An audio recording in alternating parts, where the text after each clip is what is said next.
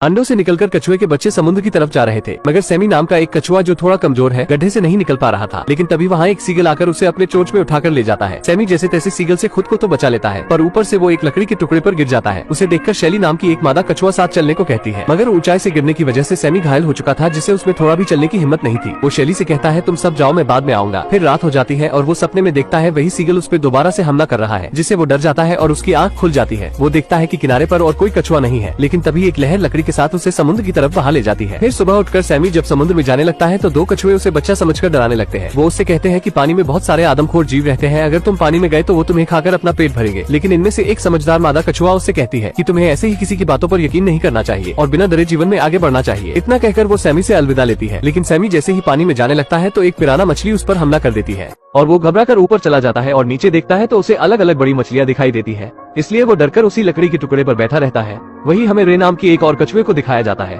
जो वो भी सैमी की तरह अकेला होता है और बाकी कछुओं के साथ शामिल होने की कोशिश करता है, लेकिन कोई उसे साथ नहीं रखना चाहता और उसे सभी भगा देते हैं। और फिर वो सैमी से जा मिलता है। फिर बात के दौरान उन्हें पता चलता है कि वो दोनों एक ही बीच पर जन्म लिए थे, एक ही टाइम पर। यह जानकर वो दोनों काफी खुश हो जाते हैं। वो दोनों एक दूसरे को भाई मानने लगते हैं और साथ में रहने लगते हैं। और इस दौरान वो साथ में समंदर के अंदर जाते हैं, जहाँ उन्हें बहुत खूबसूरत चीजें देखने को मिलता है। उनका सारा दिन ऐसे ही बीतता है। धीरे धीरे वो बड़े होने लगते हैं।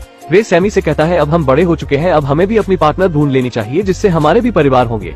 रे सैमी से पूछता है कि तुम किसी को पसंद करते हो। सैमी सैली के बारे में बताता है, जो बचपन में पहली और आखिरी बार मिली थी, जो उसकी मदद भी की थी। रे कहता है ये समंदर बहुत छोटा है, एक न एक दिन तुम दोनों एक दूसरे को मिल ही जाओगे। समय के साथ रे और सैमी की दोस्ती और भी गहरी होती जाती है और सैमी अक्सर सैनी को याद किया करता था। रे उसका दिल बहलाने के लिए अपने दोस्त ऑक्टोपस के पास उसे ले जाता है, जिसके ऊपर वो दोनों बैठकर राइडिंग करते हैं। लेकिन अचानक उस जगह कच्चा तेल फैलने लगता है, जिससे कई जीवों को खतरा है। वो सब उससे बचने के लिए से दूर भागते हैं और जब वो ऊपर आकर देखते हैं कि तेल से भरा पूरा जहाज पलट गया था, जिस कारण जहाज में मौजूद कच्चा तेल समंदर में जाने लगा था। रे और सैमी के साथ यह पहली घटना थी और इसी के साथ इन दोनों का बुरा वक्त भी शुरू हो जाता है। एक बार जब वो अपनी टूटी फूटी लकड़ी के साथ घूम रहे थे, वजन ज्यादा होने की वजह से वो पूरी तरह से टूट जाती है और वो समंदर में चले जाते हैं। लेकिन सैमी बहुत सारी मछलियों के साथ एक जाल में फंस जाता है और वो जाल के साथ ऊपर जाने लगता है। उसका दोस्त उसे बचाने की पूरी कोशिश करता है, लेकिन वो खुद भी एक दूसरे जाल में फंस जाता है। अब वो दोनों अलग हो चुके हैं। जाल से निकलने के बाद सैमी एक बाल्टी में चला जाता है और सैमी वहाँ से निकलने की कोशिश करता है, लेकिन वो सामान के बीच में फंस जाता है और सैमी वहाँ से हिल भी नहीं सकता था। काफी देर धूप में रहने से वो बेहोश हो जाता है, जिससे फिशरमैन उसे मरा समझकर समंदर में फेंक देता है। लेकिन समंदर में जाने के बाद भी उसे होश नहीं आता। तभी एक डॉल्फिन आती है और उसे उठाने में उसकी मदद करती है, जिससे पानी के बहाव के साथ वो समंदर के किनारे तक आ जाता है, जहाँ रात में एक कपल की नजर उस पर पड़ती है और वो उसे लेकर घर चले जाते हैं। जब सैमी की आंख खुलती है तो वो एक छोटी बच्ची, उसकी माँ और एक बिल्ली को देखता है। ये फैमिली सैमी को बहुत प्यार से रखती है और उस बिल्ली को बहुत जलन होती है, क्योंकि सैमी के आ जाने से उसकी मालकिन सैमी पर ज्यादा ध्यान देने लगी थी। और बिल्ली उसे कहती है तुम्हें इंसानों पर भरोसा नहीं करना चाहिए, क्योंकि कभी भी वो उसको दावत बना सकते हैं। रात में वो औरत अपने बच्चों को कहानी सुनाती है, जहाँ सभी इकट्ठा होते हैं। बिल्ली का नाम फ्लैपी है। फ्लैपी सैमी के पास आकर उससे पूछती है कि यहाँ से भागने का क्या प्लान बनाया, लेकिन सैमी को उसकी बात पर यकीन नहीं था। फ्लैपी बात बात पर उसे बताती है कि वो भी ओशन से बचकर यहाँ पर आई थी। ओशन महासागर समंदर है। सैमी को पता चलता है कि और भी समंदर है। अगले दिन सैमी एक मादा कछुए से मिलता है, जिसका नाम है वीरा। वीरा भी उससे यही कहती है कि हम कैदी की तरह कैद है, हम अपनी मर्जी से कहीं नहीं जा सकते, इसलिए तुम्हें भी भागने का सोचना चाहिए। वीरा कहती है आजादी तो समंदर में है। अगले दिन अचानक वीरा को समंदर में छोड़ दिया जाता है। उन्हें लगता है कि सैमी और वीरा साथ में नहीं रह सकते, लेकिन फ्लैपी सैमी से झूठ बोलती है कि वीरा को इसलिए छोड़ा गया कि उसकी कोशिका खराब हो गई थी, इसलिए उसका टर्टल सूप नहीं बन पाता, और कहता है अब वो तुम्हें इतनी आसानी से नहीं जाने देंगे। उसी रात बीच पर पुलिस आती है और सभी को वहाँ से निकालने लगती है। फ्लैपी सैमी से कहती है यही मौका है तुम्हारे पास भागने का। सैमी उसकी बात मानकर छिप जाता है, लेकिन सैमी अब बिल्कुल अकेला पड़ गया है और वहीं काफी दिन गुजारता है। फिर वो समंदर में चला जाता है और भूख के कारण लकड़ियों को ही खाने लगता है। तेज हवा से वो एक पन्नी में फंस जाता है और तभी वीरा आकर उसे बचा लेती है। सैमी उससे मिलकर बहुत खुश होता है। फिर उसके बाद वीरा उसे ऐसी जगह ले जाती है जहाँ बहुत सारे पत्ते होते हैं, जो कछुए खाते हैं। सैमी उसे खा ही रहा होता है कि एक फीमेल टर्टल उससे लड़ती है, क्योंकि उसके पीछे एक शार्क पड़ी थी। सैमी उसे बचाने में मदद करता है और वो दोनों एक छोटे होल में छिप जाते हैं, लेकिन शार्क अब भी उनका पीछा नहीं छोड़ती। तभी उस शार्क के सामने वीरा आ जाती है और शार्क को भगा देती है। फिर वीरा उन दोनों को वहीं छोड़कर चली जाती है। वो दोनों आपस में बात करते हैं और सैमी को पता चलता है ये सैली है, जो बचपन में मिली थी।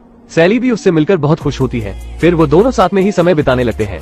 सैमी सैनी से कहता है मुझे पूरी दुनिया घूमनी है, सारे समंदर को देखना चाहता हूँ। फिर सैनी से कहता है क्या तुम भी इस सफर में मेरा साथ दोगी। सैनी उसकी बात सुनकर बहुत खुश होती है और उसके साथ इस सफर में जाने के लिए तैयार हो जाती है। यह घूमने का ही सफर नहीं, बल्कि पूरी जिंदगी साथ में बिताने का सफर होता है। सैमी उससे कहता है पहले हमें कोई सीक्रेट जगह की तलाश करनी होगी और वो साथ में सीक्रेट प्लेस ढूंढने निकल जाते हैं। रास्ते में उन्हें एक सील मिलता है। वो दोनों उससे सीक्रेट प्लेस की जगह पूछते हैं, लेकिन उसको कुछ नहीं पता होता। पर वो उन्हें एक जहाज के बारे में बताता है जहाँ उन्हें इस बारे में कुछ सुराग मिल सकते थे, और वो उस जहाज को ढूंढने के लिए तैरते हुए कुछ बोट्स के पास पहुँच जाते हैं, लेकिन उन्हें वहाँ कुछ नहीं मिलता। फिर वो आगे के सफर पर निकल जाते हैं, लेकिन इस बार वो जंगल में पहुँच गए थे जहाँ बहुत सारे खतरनाक जीव है, और पिराना की एक झुंड उन्हें खेल लेती है। लेकिन उनके शिकार करने से पहले एक बड़ी चिड़िया सैनी को उठाकर घोंसले में ले आती है, और वहाँ की ऊंचाई से सैमी को एक बड़ा जहाज नजर आता है। लेकिन उस पेड़ की ठाई पानी में गिर जाती है, जिससे सैमी सैली से फिर जा मिलता है, और वो उस जहाज का पीछा करते हुए उसके करीब पहुंच जाते हैं, जिससे एक दुर्घटना से सैली सैमी से अलग हो जाती है, और काफी कोशिश के बाद वो सैली से नहीं मिल पाता। सैली के गायब हो जाने के बाद सैमी बहुत उदास हो जाता है, और तभी वहीं बूढ़े कछुए मिलते हैं,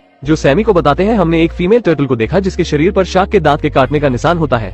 सैमी समझ जाता है कि ये सैली की बात कर रहे हैं। वो बहुत खुश हो जाता है कि सैली अभी भी जिंदा है। वो उसकी तलाश में समुद्र में कई दिनों से भटकता है, लेकिन उसे सैली नहीं मिलती, और वो अंटार्कटिका में पहुंच जाता है, जहाँ पानी कम, बर्फ ज्यादा रहती है। ठंड ज्यादा लगने की वजह से उसकी हालत खराब होने लगती है। उसकी यह हालत देख पास से गुजर रहे इकोलॉजिक्स टीम की नजर उस पर पड़ती है, और उसे सही करने के लिए वो अपनी लैब में ले जाते हैं, और वहीं सौभाग्य से सैली मिल जाती है, और वो उसके पास जाने की कोशिश करता है, लेकिन कोई उसे समझ नहीं पाता, और वो सैमी को रेस्क्यू सेंटर ले जाते हैं, और किस्मत से वही स्लैपी नाम की वही बिल्ली मिल जाती है।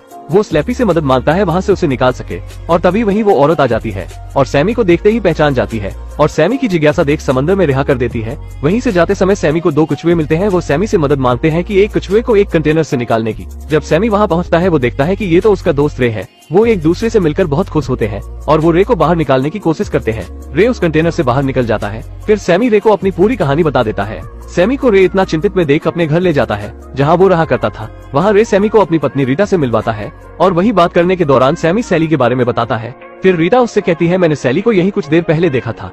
सैली वहीं रहने लगी थी, और सैमी देखता है सैली किसी और कछुए के साथ होती है। ये देख उसे लगता है सैली ने अपना जीवन साथी चुन लिया है, इसलिए वो बिना मिले ही लौट आता है, और उदास होकर रीटा और रे के पास आता है, और उन्हें बताता है कि सैली ने अपना जीवन साथी किसी और को चुन लिया है। और तभी वहीं सैमी को बताया जाता है कि जिसको उसने सैली के साथ देखा था, उसका नाम रूबी है, जो किसी भी शी टर्टल से फ्लर्ट करने लगता है, और सैली के भी साथ फ्लर्ट ही कर रहा था। टर्की है।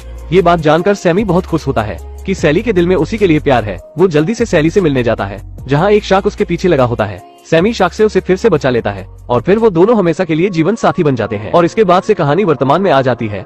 अंडे से बच्चे बाहर आ चुके थे। सैमी और सैली उन्हें रोड क्रॉस करवाते हैं, और वो दोनों दादा दादी बन चुके थे, और फिर एक बच्चा उस गड्ढे से बाहर नहीं निकल पाता।